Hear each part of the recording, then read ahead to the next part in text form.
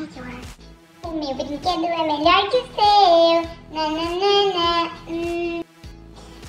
Eu não ganhei, eu nunca vou ganhar. Eu fico sempre por último. Eu vou ganhar. Eu vou ganhar.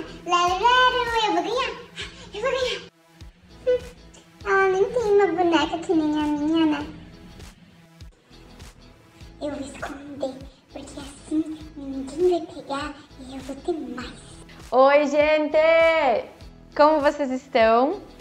Bem-vindos para mais um vídeo desse canal. Já deixa o teu like, o teu joinha para me ajudar. E se tu não é inscrito ainda, se inscreve, tá? Diz uma coisa. Você faz umas brincadeiras com as crianças de ganhar ou perder, de competição, para guardar o brinquedo? Quem guarda primeiro ganha, para ver se convence a criança a guardar, né? Você brinca de dizer para a criança que ela é melhor que a outra, para deixar ela mais confiante? Ai, tu vai comer primeiro, né? Tu vai ganhar do fulano. Se tu já fez alguma dessas brincadeiras de competição, jogos competitivos, eu te convido para sentar agora para a gente bater um papo sobre isso. Vem?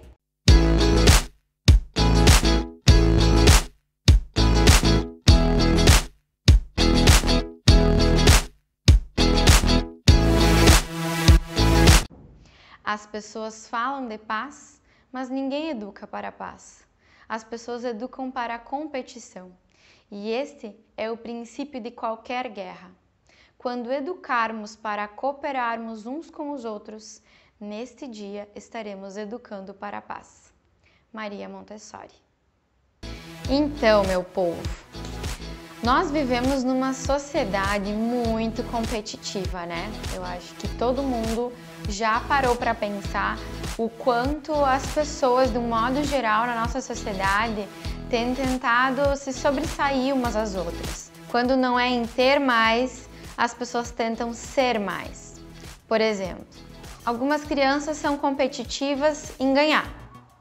Alguns adolescentes são competitivos em ter as melhores canetas na escola, em ter as melhores roupas, o melhor celular, o melhor videogame. Os adultos competem em ter as melhores roupas, mais bonitas, os melhores carros, a casa mais chique, mais arrumada e mais bonita. Ou então, em cursos de graduação, um quer ter graduação, já é muito mais do que ensino médio, outros querem pós-graduação, mestrado, doutorado, pós-doutorado, títulos. E assim a gente vai vivendo numa sociedade em que tenta sempre um sobressair o outro. De onde será que vem essa vontade de ser mais que alguém, de ter mais que alguém, de mostrar para o outro algo que eu tenho ou eu conquisto?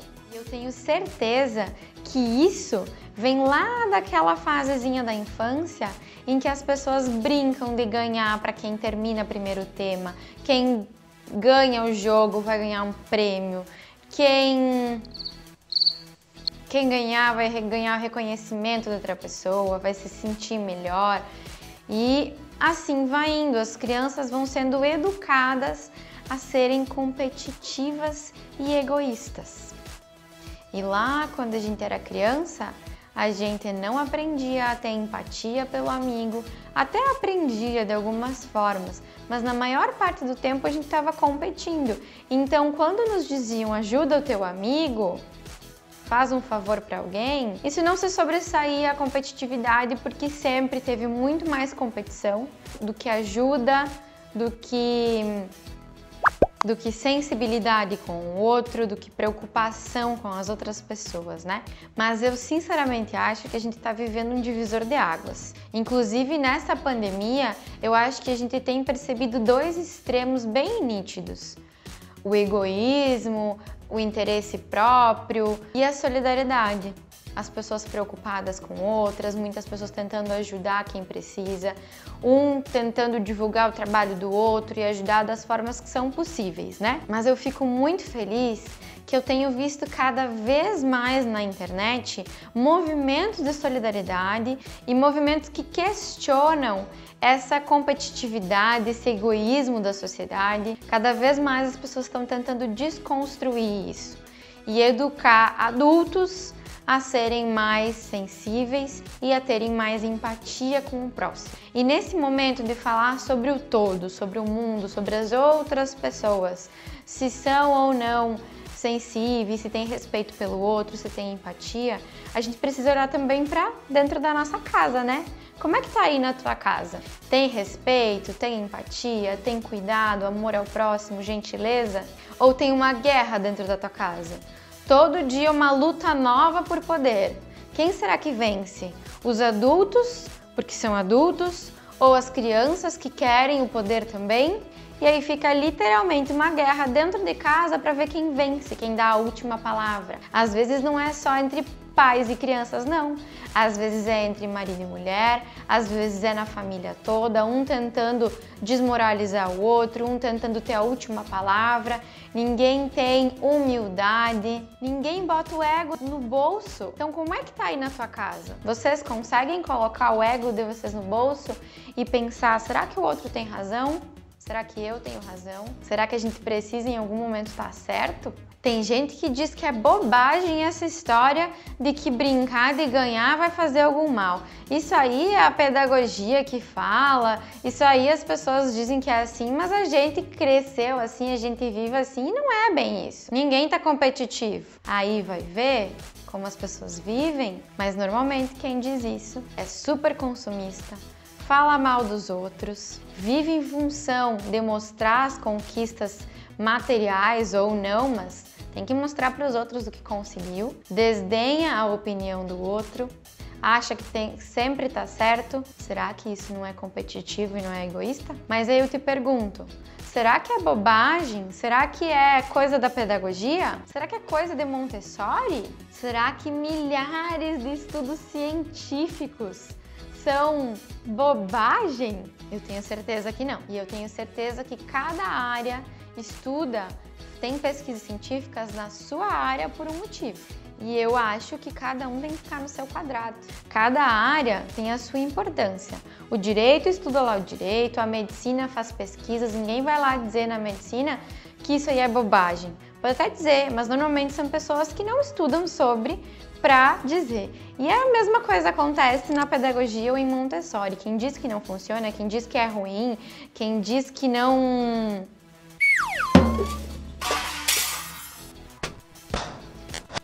tem limite, é porque não conhece, não estudou, né? Então vamos desculpar e perdoar essas pessoas por não saber o suficiente e opinar, mesmo sem saber, né? Então eu tenho certeza que não é bobagem. Montessori é educação para a paz. E por que será que esse é o lema de Montessori? Porque desde bebê a gente ensina a empatia para a criança, falando com voz respeitosa, oferecendo respeito em todas as atitudes, percebendo as necessidades da criança, permitindo que ela se desenvolva de forma saudável e equilibrada. E tudo isso, tudo o que a gente fala em Montessori é para formar adultos que respeitam outras pessoas, que têm empatia, que não têm ego inflado, que não podem perder nunca, que não podem ser passadas para trás. Se a gente brinca de ganhar lá quando é pequeno, antes dos 6 anos, que a criança não tem discernimento ainda, lembra lá do vídeo? De entender o que é brincadeira, fantasia. Se tu contar uma piada para uma criança antes dos 6 anos, ela não vai entender a piada. Ela provavelmente não vai rir, vai ficar olhando,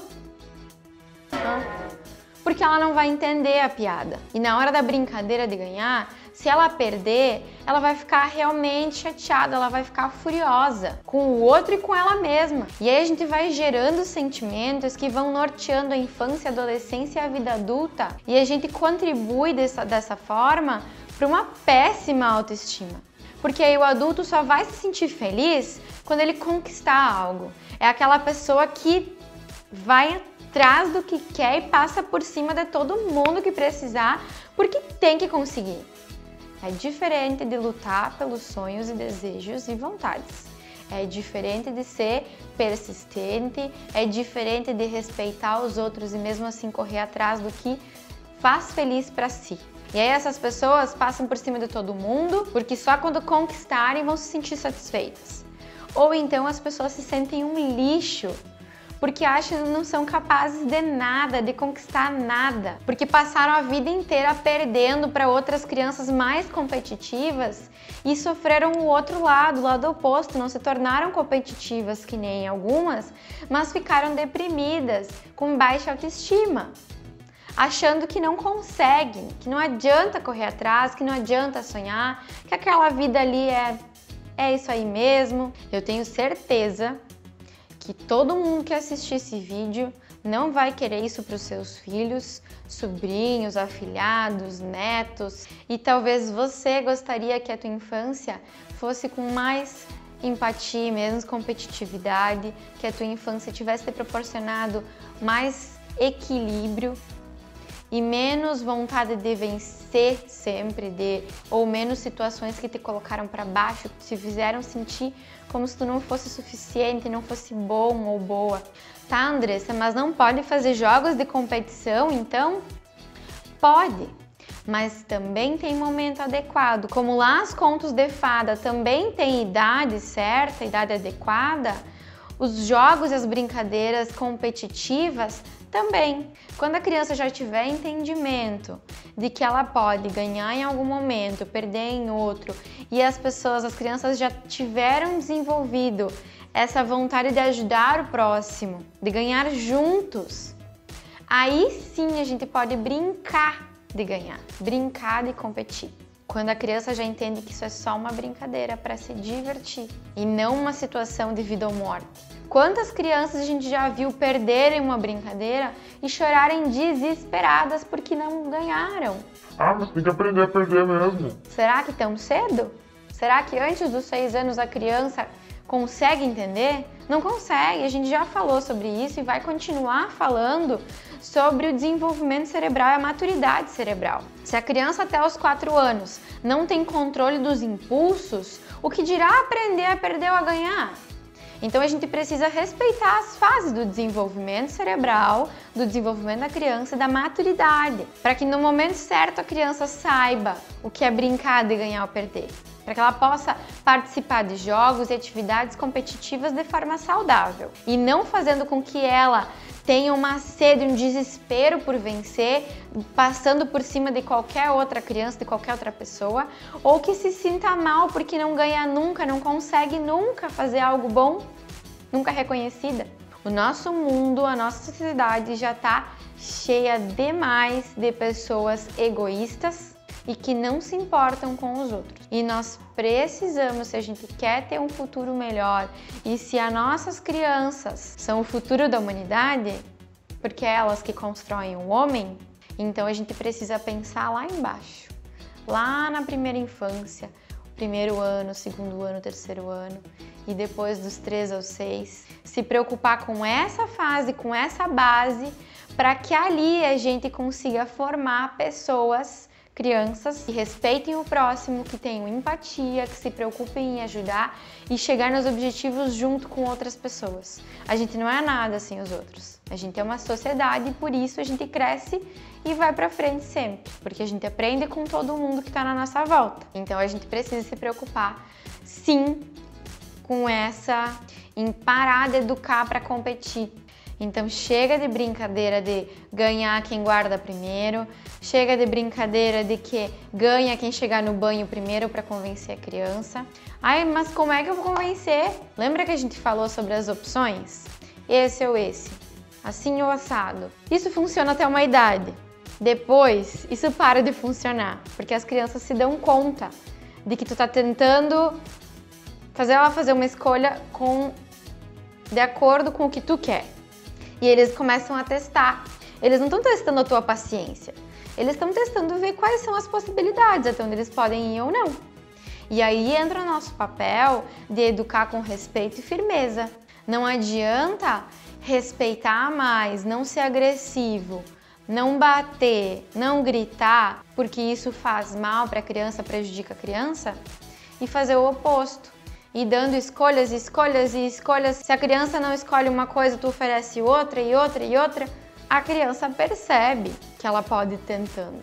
E aí ela acaba digamos que manipulando, só que não é intencional da criança. É você que tá dando, é você que tá sendo permissivo demais e não tá colocando um limite. Você pode dar escolhas, liberdade de escolha, mas precisa ter um limite.